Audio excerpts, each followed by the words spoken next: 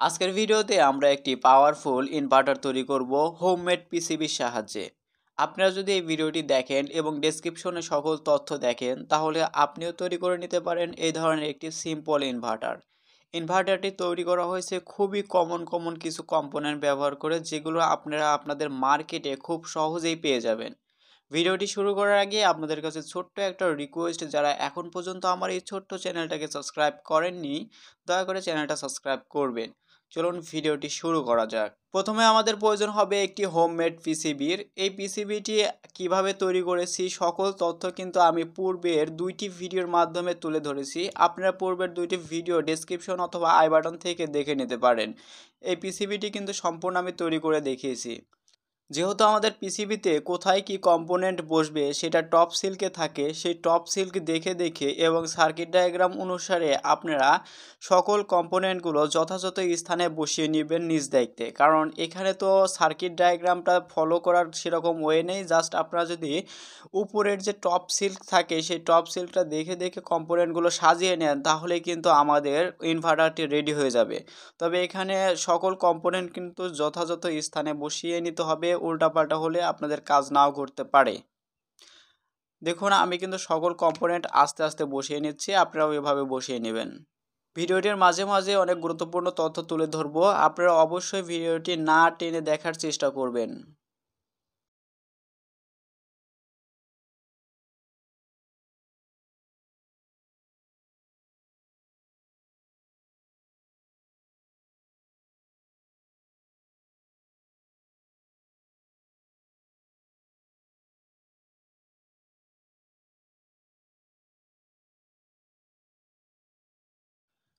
এই সার্কিট বোর্ডে আমি তিনটি 0 ওহমস রেজিস্ট্যান্স ব্যবহার করেছি, যেটা ইন্ডিকেট করা থাকবে টপ সিল্কে।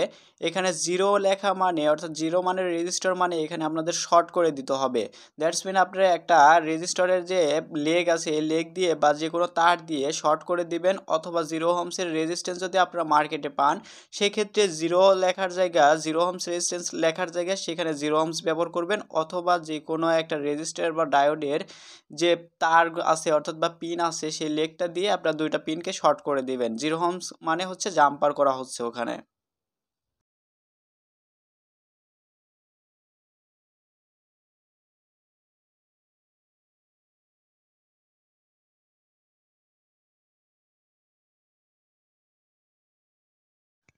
এখানে চারটি ডায়োড ব্যবহার করতে হবে। এই চারটি ডায়োডই আপনাদের হাই ফ্রিকোয়েন্সি হাই ভোল্টেজের ডায়োড নিতে হবে।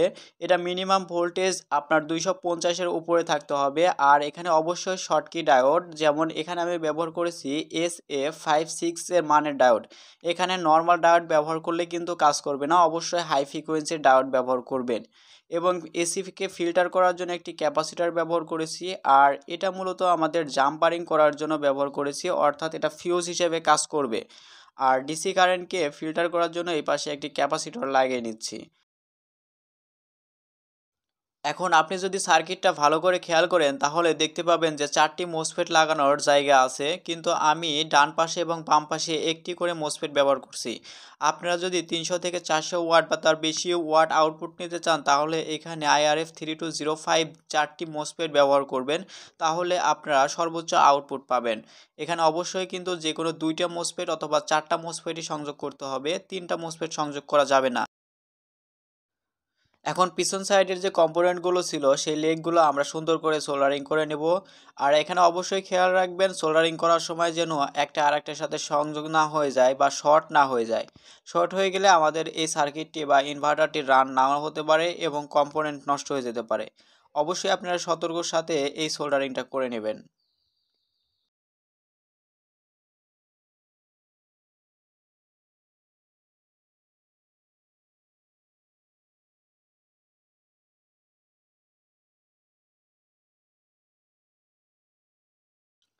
প্রয়োজন হবে আমাদের একটি ATX ট্রান্সফরমার বা ফেরাইট কোর ট্রান্সফরমার। এই ট্রান্সফরমারের সাহায্যে আমরা লো ভোল্টেজকে হাই ভোল্টেজে রূপান্তর করব।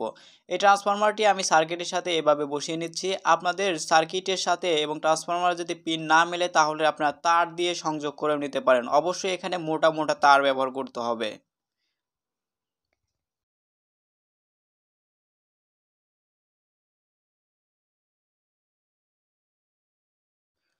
দেখুন আমাদের সার্কিট কিন্তু তৈরি হয়ে গেছে, মোটামুটি দেখতে অনেক সুন্দর হয়েছে, কোনো কম্পোনেন্ট মিসিং নেই। আমাদের সার্কিটটি কিন্তু সম্পূর্ণ রেডি হয়ে গেছে।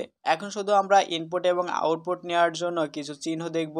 এখানে যে হোলটা দেখতে পাচ্ছেন বা ছিদ্রটা দেখতে পাচ্ছেন, এটা মূলত পজিটিভ, অর্থাৎ ব্যাটারির পজিটিভ প্রান্ত আমরা এখানে সংযোগ করব এবং আমাদের ডায়োডের এই পাশ থেকে আমরা আউটপুট নেব, অর্থাৎ আমাদের লোড চালানোর জন্য এই দুইটা ছিদ্র দিয়ে অর্থাৎ আমাদের তার সংযোগ করে আউটপুট নিতে হবে। এখানে হচ্ছে আমরা আউটপুট নেব ডিসি 220 ভোল্ট। কিন্তু এটা হচ্ছে আমাদের ব্যাটারির নেগেটিভ, অর্থাৎ ব্যাটারির নেগেটিভ এখানে সংযোগ করার জন্য একটি তার বের করে নিতে হবে।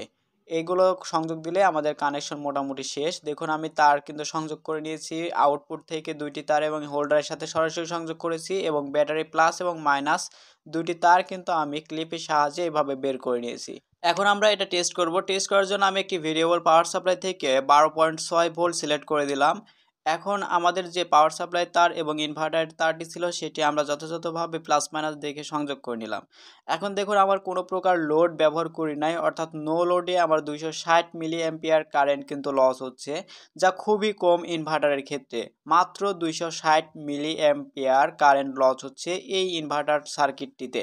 এটা একদম খুবই কম, আপনারা বুঝতে পারছেন। এখন যদি আমি নর্মাল একটি 5 ওয়াটের লাইট ইউজ করি, এলইডি লাইট, তাহলে দেখতে পাবেন যে কিছুটা কারেন্ট বেড়ে যাবে। এখানে 390 অর্থাৎ 100 মিলি অ্যাম্পিয়ারের কাছাকাছি কিন্তু আমাদের এই লাইটটি টানছে, যেটা আপনারা দেখতে পাচ্ছেন। এখন আমি হোল্ডার থেকে 5 ওয়াটের এলইডি লাইটটি খুলে যদি ফিলামেন্ট লাইট অর্থাৎ 100 ওয়াট বা 100 ওয়াটের একটি লাইট সংযোগ করি, তাহলে দেখুন আমাদের অ্যাম্পিয়ারটা বেড়ে যাবে। আর এখানে ভোল্টেজটাও কমে গেছে, কারণ আমার এই পাওয়ার সাপ্লাইটা মাত্র 10 অ্যাম্পিয়ারের, কিন্তু লাইটটা নিচ্ছে আরও বেশি অ্যাম্পিয়ার, যার ফলে আমাদের এই পাওয়ার সাপ্লাইটা ব্যবহার করা যাবে না, কারণ 10 অ্যাম্পিয়ার সীমাবদ্ধ, 10 অ্যাম্পিয়ারের উপরে দিতে পারবে না। আমি এখানে একটি 3 সেলের ব্যাটারি ব্যবহার করতেছি। এখানে বিএমএসটা বাদ দিয়েছি, কারণ বিএমএস আমার 10 অ্যাম্পিয়ারের। এখানে আমি সরাসরি ব্যাটারি থেকে পজিটিভে একটি তার সংযোগ করে নিয়েছি, ইনভার্টার পজিটিভ এবং নেগেটিভের সাথে আমরা যে ক্লিপটি ছিল এই ক্লিপটি এখানে সংযোগ করে নেব। এখানে অবশ্যই আপনাদের ব্যাটারির কোয়ালিটি কিন্তু একটু ভালো হতে হবে, যেন ব্যাটারি চার্জ বেশিক্ষণ থাকে এবং হাই ডিসচার্জ করতে পারে। এখানে নর্মাল ব্যাটারি ব্যবহার করলেও কিন্তু আপনাদের ভোল্টেজটা ড্রপ হবে এবং আউটপুট পর্যাপ্ত পরিমাণ পাবেন না।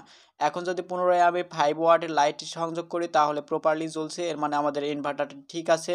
এখন আমি জাস্ট 100 ওয়াটের যে লাইটটি ছিল সেটি যদি সংযোগ করি, তাহলে চমৎকারভাবে জ্বলছে, একদম ফুল ব্রাইটনেসে কিন্তু আমাদের লাইটটা জ্বলছে, আপনারা দেখতে পাচ্ছেন। এখানে আমি এই ব্যাটারির সাহায্যে 100 ওয়াট লাইট জ্বালিয়ে দেখাচ্ছি। আপনারা চাইলে এখানে 200 বা 250 ওয়াটও লাইট ব্যবহার করতে পারেন। এর চেয়েও বেশি যদি আপনাদের আউটপুটের প্রয়োজন হয়, তাহলে কিন্তু অবশ্যই 4টি মোসফেট ব্যবহার করতে হবে, কারণ 2টি মোসফেটে আপনার পর্যাপ্ত পরিমাণ আউটপুট দেবে না। সর্বোচ্চ আপনারা 200 ওয়াট পর্যন্ত আউটপুট নিতে পারবেন 2টি মোসফেট, এবং তাও ভালো মানের মোসফেট ব্যবহার করতে হবে। IRF 3205 এর মতো ভালো কোয়ালিটিগুলো ব্যবহার করতে হবে। যাই হোক, ভিডিওটি অনেক বড় হয়ে গেছে, ভিডিওটি আর বড় করতে যাচ্ছি না। যদি ভিডিওটি ভালো লেগে থাকে তাহলে অবশ্যই লাইক, কমেন্ট এবং শেয়ার করবেন আপনাদের বন্ধুদের সাথে। আর একটা কথা না বললেই নয়, আপনারা যারা এখন পর্যন্ত আমার এই ছোট্ট চ্যানেলটাকে সাবস্ক্রাইব করেননি, দয়া করে চ্যানেলটা সাবস্ক্রাইব করবেন, কারণ আপনাদের জন্যই কিন্তু এইগুলো আমার তৈরি করা। আপনারা যদি আমাকে সাপোর্ট না করেন, তাহলে আমি নতুন নতুন ভিডিও নিয়ে আপনাদের মাঝে আসতে পারবো না। যাই হোক, সবাই ভালো থাকবেন, সুস্থ থাকবেন, খোদা হাফেজ।